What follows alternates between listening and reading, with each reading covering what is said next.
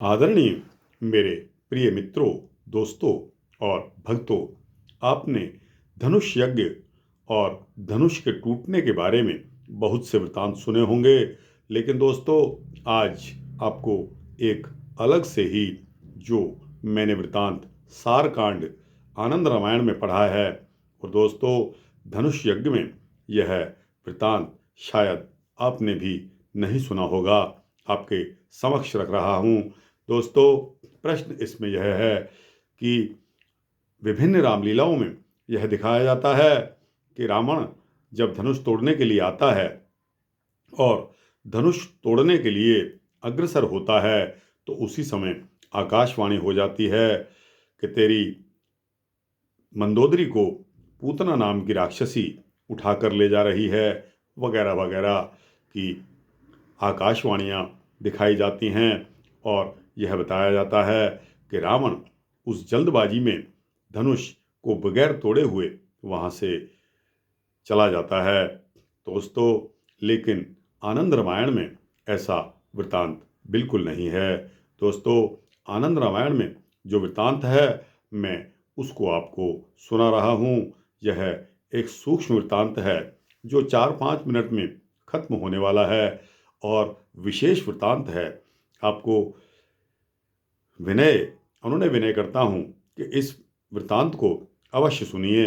दोस्तों, जब राजाओं सहित रावण द्वारा धनुष तोड़ने के लिए रावण का आगमन होता है, तब राजा के वाक्य को सुनकर पर्वत के समान उस अचल धनुष को देखकर सभी राजा महाराजाओं ने मुख नत कर लिया।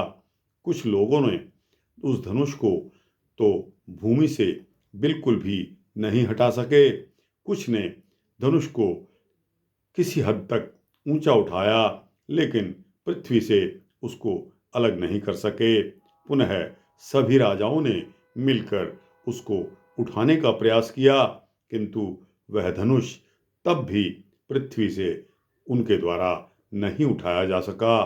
तो फिर वह प्रत्यंचा अर्थात डोरी को कौन चढ़ाता? तब राजाओं को धनुष का तब सब राजाओं का धनुष चढ़ाने से पराड़मुख हुआ। देख, रावण धनुष के पास जाकर हंसते हुए राजा जनक से कहने लगा कि हे राजा जनक, यह रावण है जिसने समस्त देवताओं को जीत लिया है, त्रिलोकी को अपने वश में कर लिया है तथा अपनी 2 भुजाओं से शिव के निवास स्थान कैलाश पर्वत को उठा डाला है। उस रावण का यदि तुम राजाओं से पूर्ण इस सभा में बल देखना ही चाहते हो तो भला देख लो, किंतु तृणवत इस धनुष में तुम्हें क्या दिखता है? इस प्रकार कहकर रावण ने नीचे खड़ा होकर उस विशाल धनुष को पहले अपने बाएं हाथ से ही हिलाना चाहा, किंतु धनुष तनुक भी नहीं हिला। तब उसने दाहिने हाथ से पकड़ा और चाहा कि इसे हिला दे, परंतु इस पर भी धनुष नहीं हिला। तब रावण को इस पर बड़ा आश्चर्य हुआ। अब वह अपने दोनों हाथों से उसने धनुष को उठाना चाहा, फिर 3 हाथों से और फिर 4 हाथों से। इस प्रकार करते करते जब उसने अपनी 20 भुजाएं एक साथ लगा दी, तब कहीं एक ओर से धनुष को थोड़ा सा उसने उठाया, फिर 19 भुजाओं से उसे पकड़कर तथा 20वीं भुजा से पृथ्वी पर लटकती हुई उसके गुण अर्थात डोरी को पकड़कर ज्यों ही उठाना चाहा, त्यों ही संभाल में न आने के कारण वह धनुष उल्टे ही रावण की छाती पर आ गिरा, जिससे रावण अपने 20 हाथों से अपनी छाती से ना हटा सका और मुख ऊपर करके सहसा पृथ्वी पर गिर पड़ा। सिर का मुकुट रावण का बहुत दूर जा गिरा, धोती की लांग भी खुल गई और सभी राजा इस पर हंसने लगे।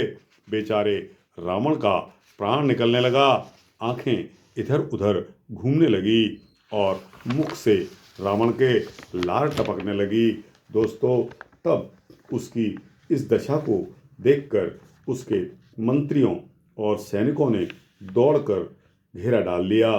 उसने अपने पहने हुए सुंदर वस्त्रों में मलमूत्र कर दिया। फिर तो रावण जैसे ही यह दशा देखकर राजा जनक और भी व्यग्र हो गए और बोले कि क्या अब भी कोई वीर इस पृथ्वी पर बचा है क्या? क्या पृथ्वी वीर विहीन हो गई है?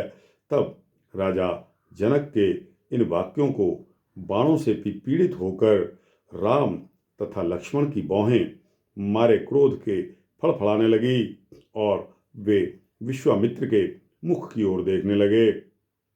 तब विश्वामित्र बोले कि हे राघव, उठो, अब तुम ही इस धनुष को सज्जित करो।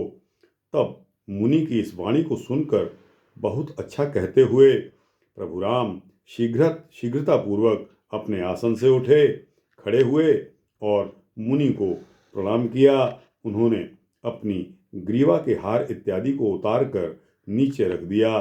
फिर कमर को कसते हुए मुकुट को भली प्रकार बांध धीरे से सभा में जा खड़े हुए। राम को वहां आया देखकर सभी लोग बहुत आश्चर्यचकित होकर उनको देखने लगे और परस्पर कहने लगे कि बालक कैसा मूर्ख है। अरे, जहां हम लोग मौन हो गए वहां ये बालक क्या करेगा? किसी ने तो यह कह दिया कि ये तो केवल रावण को देखने के लिए आया है। किसी ने यह कहा कि यह तो अपने बाल स्वभाव से यहाँ खेलने आया है।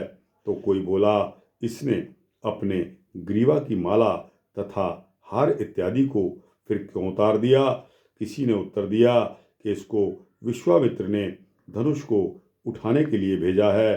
तो कोई बोला इस बालक को विश्वामित्र ने शत्रुतावश यहाँ भेज दिया है, जिसमें कि वह धनुष से दबकर मर जाए। अंधों ने कहा नहीं, मुनि ने इसका बल समझने के लिए भेजा है, किंतु राम इस धनुष के विषय में क्या कर सकता है? इस प्रकार के राजाओं में अनेकों तर्क वितर्क हो रहे थे कि समक्ष खड़े राम को देख जनक जी विश्वामित्र जी से बोले कि हे मुनिराज, जहाँ इस धनुष के विषय में बड़े बड़े राजा महाराजा तथा रावण की शक्ति कुंठित हो गई, वहाँ यह बालक क्या करेगा? क्योंकि यह किशोर बड़ा कोमल अंग वाला है और यह धनुष बड़ा ही दुर्धर्ष और महान है। इस बीच सुमेधा आदि सभी स्त्रियां झरोखों, जालियों, छतों से नयनाभिराम राम को देखकर उन्हें साक्षात नारायण न समझ आपस में कहने लगी कि वास्तव में यह सुकोमल किशोर धनुष के सम्मुख खड़ा है। क्या यह धनुष तोड़ पाएगा? पर है तो यह सीता के योग्य के वर के लिए। तब मोहवश वे आकाश में स्थित शिव, विष्णु और ब्रह्मा जी को देखकर उनसे हाथ जोड़कर प्रार्थना करने लगी कि हे विष्णु, हे ब्रह्मा जी, हे शिव जी, हे रमाकांत, हे ब्रह्मन, हम लोगों के पूर्व जन्मार्जित व्रत दान जन्य पुण्यों से यह बालक धनुष चढ़ाने में समर्थ हो जाए।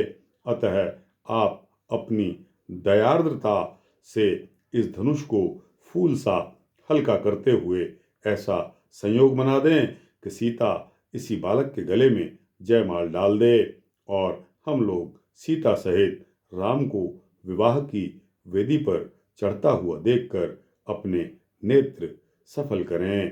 तो दोस्तों, यह वृत्तांत था। आपको कैसा लगा?